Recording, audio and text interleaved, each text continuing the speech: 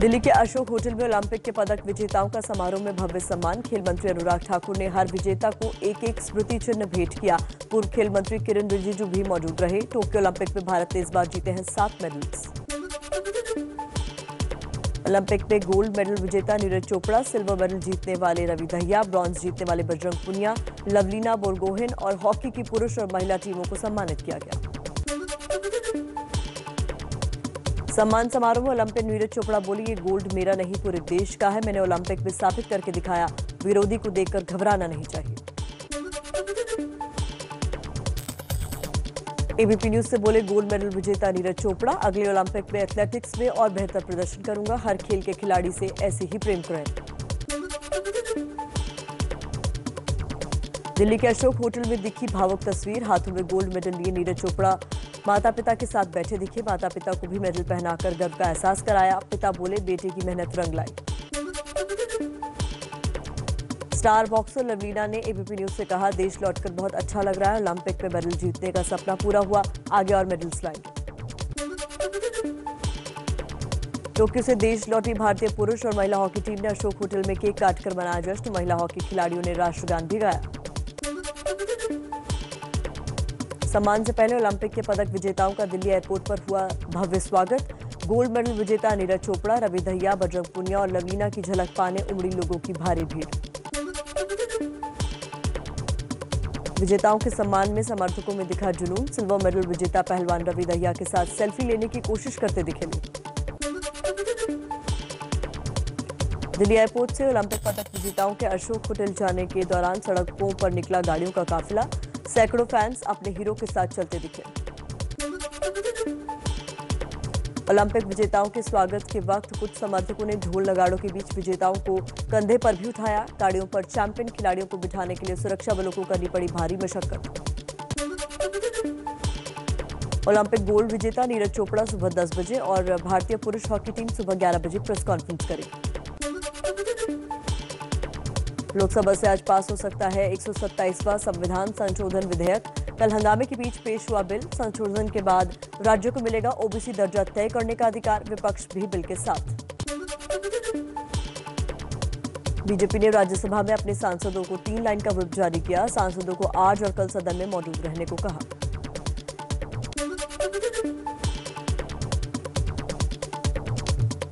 BJP संसदीय दल की बैठक आज। बीजेपी पार्लियामेंट्री पार्टी की बैठक आज सुबह 9:30 बजे संसद भवन परिसर में होगी, जिसमें बीजेपी के लोकसभा और राज्यसभा के सभी सांसद मौजूद रहेंगे।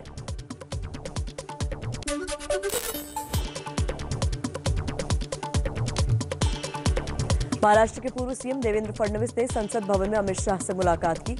ओबीसी विधेयक को संसद के मानसून सत्र में पारित कराए जाने का अनुरोध किया। वित्त मंत्री निर्मला सीतारमण से भी मिले फडणवीस। पेगासस जासूसी कांड पर सरकार का संसद में बयान। रक्षा राज्य मंत्री अजय भट्ट ने राज्यसभा में दिए लिखित जवाब में कहा, इजरायली कंपनी एनएसओ ग्रुप से कोई लेन देन नहीं किया गया। पेगासस जासूसी मुद्दे पर दाखिल याचिकाओं पर सुबह 11:15 बजे सुप्रीम कोर्ट में सुनवाई। जासूसी के आरोपों की जांच का आदेश देने की याचिकाओं में की गई है मांग। कांग्रेस सांसद कपिल सिब्बल के घर विपक्षी नेताओं का हुआ डिनर। शरद पवार, संजय राउत, लालू यादव, अखिलेश यादव, गुलाम नबी आजाद, जयंत चौधरी और सीताराम येचुरी समेत कई नेता शामिल हुए। सिब्बल का कल जन्मदिन भी था। कांग्रेस सांसद राहुल गांधी के जम्मू कश्मीर दौरे का दूसरा दिन। आज खीर भवानी मंदिर में दर्शन करेंगे। हजरत बल दरगाह भी जाएंगे। उसके बाद कांग्रेस दफ्तर का उद्घाटन करेंगे। राहुल गांधी श्रीनगर में कल प्रदेश कांग्रेस अध्यक्ष गुलाम अहमद मीर के बेटे की शादी रिसेप्शन में हुए शामिल। फारूक अब्दुल्ला और महबूबा मुफ्ती की बेटी से भी हुई मुलाकात। राहुल गांधी पर ट्विटर की पाबंदी से नाराज कांग्रेस। दिल्ली के लाडोसराय में ट्विटर के दफ्तर पर यूथ और महिला कांग्रेस के कार्यकर्ताओं ने प्रदर्शन किया। कई को पुलिस ने हिरासत में लिया। जातीय जनगणना का मुद्दा और गरमाया। बिहार के सीएम नीतीश कुमार बोले, पीएम से मुलाकात का वक्त मांगा, अभी जवाब नहीं मिला। यह हमारी पुरानी मांग है। केंद्र राज्य हो तो ठीक, नहीं तो राज्य के में जनगणना कराने की बात आएगी तो हम तैयार।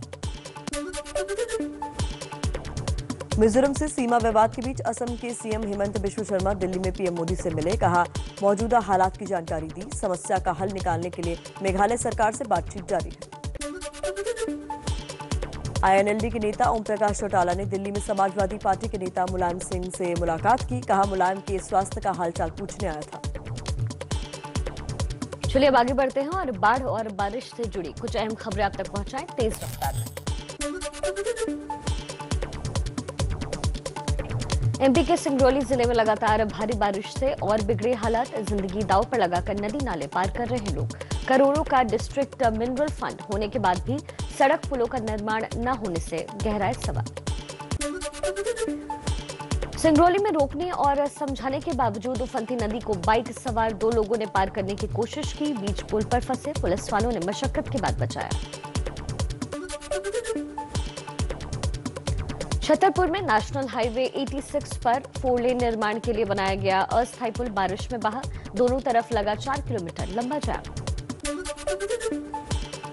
आज यूपी के बाढ़ग्रस्त बुंदेलखंड के जिलों का हवाई सर्वे करेंगे सीएम योगी। जालौन और हमीरपुर जिले में बाढ़ के हालात को देखेंगे। राहत सामग्री भी बांटेंगे और समीक्षा बैठक भी करेंगे। संगम नगरी प्रयागराज में गंगा और यमुना के अलावा टोन्स जैसी छोटी नदियां भी उफान पर है। प्रयागराज के कई गांव टोन्स नदी की वजह से टापू में बदले। कई सड़कें वहीं और साथ ही एमपी जाने वाला हाईवे भी जलमग्न हुआ। यहां 2 ट्रक भी डूबे। बांदा जिले में अब सड़कों और गांवों के अंदर पहुंच रहा है बाढ़ का पानी। बांदा बहराइच मार्ग प्रशासन ने बंद किया, जिससे कानपुर लखनऊ रूट पर भी आवाजाही ठप हुई। बांदा के 50 से ज्यादा गांव बाढ़ से प्रभावित। बलिया में शहर के निचले इलाकों में घरों की तरफ से बाढ़ के पानी में घिरे घरों को खाली कराने के लिए डीआरएफ की टीमों की मदद ली गई। लोगों को सुरक्षित स्थानों पर भेजा जा रहा है। बिहार की राजधानी पटना में लगातार हो रही बारिश से गंगा में बाढ़। लोगों को घाट किनारे जाने की मनाही। पटना के दीघा घाट के पास शमशान घाट तक बाढ़ का पानी घुसा। उत्तराखंड के रुद्रप्रयाग में उफनते बरसाती नदी नालों से भारी दिक्कत में लोग। अंदरूनी इलाके में सबसे बुरा हाल। रुद्रप्रयाग के 12 से ज्यादा लिंक मार्ग मूसलाधार बारिश में ठप। उत्तराखंड के टिहरी में पहाड़ी हिस्सा टूटने से ऋषिकेश गंगोत्री नेशनल हाईवे हुआ बाधित। कई लोग फंसे। उफनती नदी से जान जोखिम में डालकर भी गुजरते दिखे कुछ लोग। देश में पिछले 24 घंटे में कोरोना के 35,499 नए केसेस सामने आए। 447 मरीजों की मौत भी हुई। 39,686 लोग ठीक भी हुए। एक्टिव केसेस अब 4,02,188।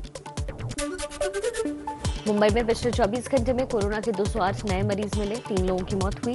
372 कोरोना मरीज ठीक भी हुए। भारत में रह रहे विदेशी नागरिक भी अब लगवा सकेंगे कोरोना की वैक्सीन। कोविन ऐप पर करना होगा रजिस्ट्रेशन। आईडी के लिए अपने पासपोर्ट का उपयोग कर सकते हैं। देश में अब तक कोरोना वैक्सीन की 51 करोड़ से ज्यादा डोजेज लगाई गई। पिछले 24 घंटे में 16,11,590 डोजेज लगी। सरकार ने बताया राज्यों और निजी अस्पतालों के पास अभी 2 करोड़ 33 लाख से अधिक वैक्सीन की डोजेज मौजूद। पीएम मोदी आज दोपहर 12:30 बजे उज्ज्वला योजना के दूसरे चरण की वर्चुअली शुरुआत करेंगे। यूपी के महोबा से होगी योजना की शुरुआत। सीएम योगी भी रहेंगे मौजूद। पीएम किसान सम्मान निधि की 9वीं किस्त जारी की गई। 9 करोड़ 75 लाख किसानों के खातों में सीधे 19,509 करोड़ रुपए ट्रांसफर किए गए। किसान सम्मान निधि की 9वीं किस्त जारी करने के बाद बोले पीएम मोदी, कृषि निर्यात के मामले में टॉप 10 में पहुंचा भारत। खाने के तेल का उत्पादन बढ़ने के लिए राष्ट्रीय खाद्य तेल मिशन। बीएमसी की मेयर किशोरी पेडनेकर ने पीएम मोदी को लिखी चिट्ठी। कर्नाटक में रह रहे 40 लाख लोगों को महाराष्ट्र में बसने की इजाजत देने की मांग की। 1956 में बंटवारे के वक्त ये लोग कर्नाटक चले गए थे। दिल्ली हाईकोर्ट में आज ट्विटर के खिलाफ दाखिल याचिका पर होगी सुनवाई। हालांकि ट्विटर ने अधिकारियों की पहले ही नियुक्ति कर दी है। एक नजर कुछ खबरों पर जो जुड़ी है आतंकवाद से। दक्षिण कश्मीर के अनंतनाग जिले के लाल चौक पर आतंकियों ने बीजेपी सरपंच गुलाम रसूल डार को और उनकी पत्नी की गोली मारकर हत्या की। पत्नी भी पंचायत सदस्य थी। पुलिस के मुताबिक लश्कर आतंकियों ने हत्या की। जम्मू संभाग के किश्तवाड़ जिले से हिजबुल मुजाहिदीन के 2 आतंकी गिरफ्तार। उस्मान कादिर और यासिर के रूप में हुई पहचान। कुछ वक्त पहले ही हिजबुल में शामिल हुए थे। दोनों से कड़ी पूछताछ हो रही है। जम्मू कश्मीर में सेना ने तलाशी अभियान के दौरान कुपवाड़ा के जंगल से आईईडी बरामद किया। बाद में आईईडी को डिफ्यूज किया गया। देश के खिलाफ पाकिस्तान की साजिश फिर बेनकाब। पंजाब बॉर्डर पर अमृतसर के एक गांव में ड्रोन से गिराया गया एक बैग बरामद, जिसमें से आईईडी से भरा एक tiffin bomb, 5 hand grenade, 9 mm की पिस्टल और 100 राउंड गोलियां बरामद हुई। गुजरात के वडोदरा में वन विभाग की टीम ने छापा मारकर कई नन्हे कछुओं को छुड़ाया। एक बंगले में गैरकानूनी तरीके से पाले जा रहे थे ये कछुए। कोलकाता में गायक किशोर कुमार के दीवाने एक चाय दुकानदार का अंदाज सोशल मीडिया पर वायरल है। किशोर के गीत सुनाकर लोगों को पिलाते हैं चाय। पीएम मोदी ने यूएनएससी की ओपन डिबेट की अध्यक्षता की। समुद्री सुरक्षा पर चर्चा हुई। संबोधन में मोदी बोले, समंदर हमारी साझा धरोहर है, जिसे बचाने के लिए एक ज्वाइंट फ्रेमवर्क बनाने की जरूरत।